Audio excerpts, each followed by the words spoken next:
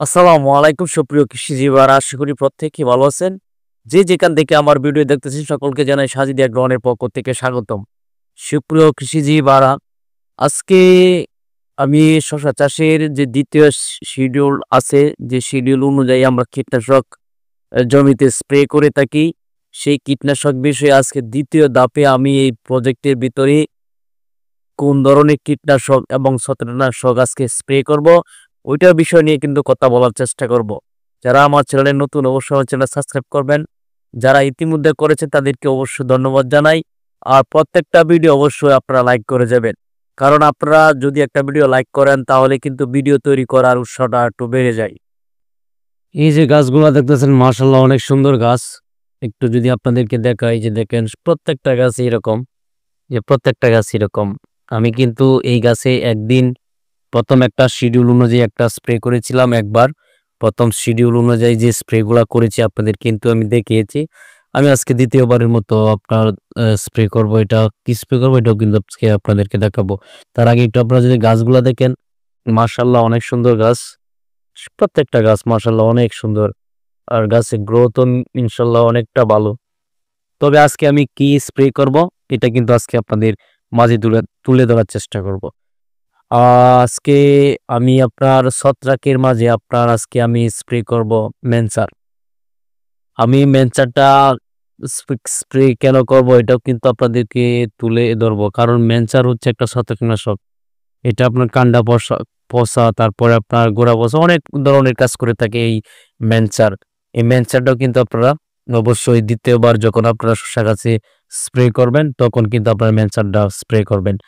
আর মেনসার হচ্ছে আপনার একটি ছত্রাকনাশক। এটা কিন্তু আপনারা যখনই কীটনাশক স্প্রে করবেন যে কোনো ধরনের একটা ছত্রাকনাশক আপনারা অবশ্যই সাথে এড করবেন। আর মেনসারের সাথে আপনারা এই যে একটি প্রোডাক্ট দেখতেছেন ইটপ, এই প্রোডাক্টটা কিন্তু আপনারা ব্যবহার করতে পারেন। ইটপ হচ্ছে আপনার একটা ইটপ হচ্ছে ইমিউডাক্লোপিড। ইমিউডাক্লোপিড একটা গ্রুপের প্রোডাক্ট। অনেকেই বলেন যে ভাই যদি প্রোডাক্টের যদি আপনার গ্রুপটা বলে দেন তাহলে আমাদের জন্য খুবই উপকার হয়। ইমিটাপ হচ্ছে একটা ইমিটাক্লোপিড। ইমিটাক্লোপিড একটা গ্রুপের কীটনাশক ইটাপ। এটা হচ্ছে আপনার খুবই ভালো একটি প্রোডাক্ট। এই প্রোডাক্টটা আমি আপনার ব্যবহার করে আসতেছি অনেকদিন যাবৎ। এটা হচ্ছে ইস্ট ওয়েস্ট কেমিক্যাল লিমিটেড, ওরা বাজারজাত করে। এটা আপনার বাদামি গাছ ফড়িং, উই পোকা, জাপ পোকা, লেদা পোকা, হপার এগুলা কাজ করে থাকি। এটা কি যদি আপনারা ব্যবহার করেন খুবই চমৎকার একটা রেজাল্ট আসবে। কারণ আমি যেহেতু ব্যবহার করি আর প্রত্যেকটা প্রোডাক্টই কিন্তু আমি ব্যবহার করি। যখন আপনার রেজাল্ট ভালো আসে তখন কিন্তু আপনাদের সামনে তুলে ধরার চেষ্টা করি। এটা আপনারা পার পার লিটারে 1/2 মিলি করে দিবেন। এটা আপনার 10 লিটার পানিতে 5 মিলি দিবেন। 10 লিটার পানিতে 5 মিলি দিবেন। যাদের 20 লিটার পানি লাগে তারা 20 লিটারে 10 মিলি দিবেন। পরে হচ্ছে সানমেকটিন। সানমেকটিন আমি কিন্তু আপনারা প্রত্যেকেই জানেন একদম প্রথম থেকে শুরু করে একদম লাস্ট পর্যন্ত কিন্তু ওই সানমেকটিন আমি ব্যবহার করে থাকি। কারণ এটা আপনার লাল মাকড়ের জন্য চমৎকার কাজ করে থাকে।